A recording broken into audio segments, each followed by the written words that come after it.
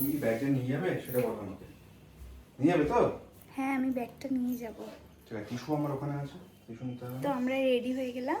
চলো। আজকে আমার পিসির ছেলের বিয়ে আছে, তো আমরা সেখানে যাওয়ার জন্য পুরোপুরি রেডি। এবার আমরা যাচ্ছি আমার পিসির ছেলের বিয়েতে।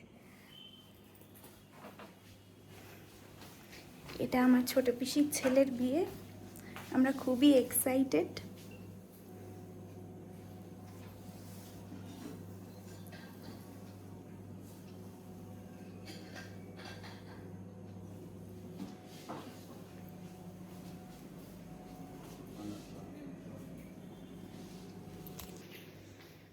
তো আমরা রেডি হচ্ছি। রেডি হতে হতে ড্রেসিং টেবিলের অবস্থা, এবং জানেন তো আজকে আমার খুব জ্বর।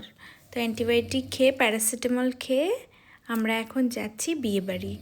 বিয়েবাড়িটা কিন্তু অনেকটা দূর। এখানে আমার মেয়েও পুরো কমপ্লিট রেডি হয়ে গেছে।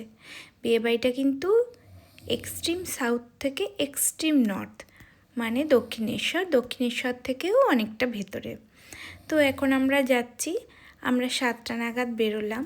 যেতে যেতে তাও প্রায় আমাদের এখন 3 ঘন্টা লাগবে।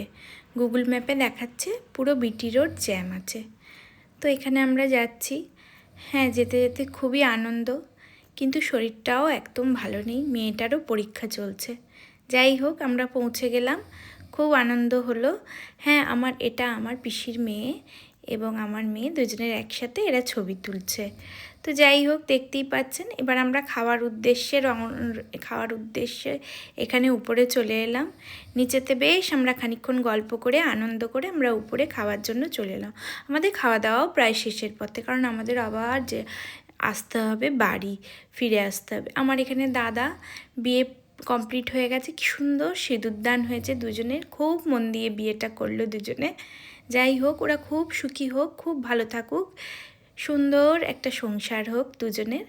যাই হোক, সবাইকে মিলে আনন্দ করে ওরা থাকুক, নতুন জীবন সূচনা হচ্ছে ওদের,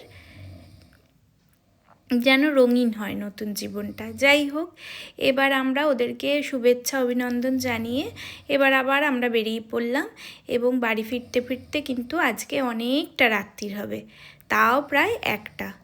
আবার কালকে আমাদের একটা অনুষ্ঠান আছে, জন্মদিন।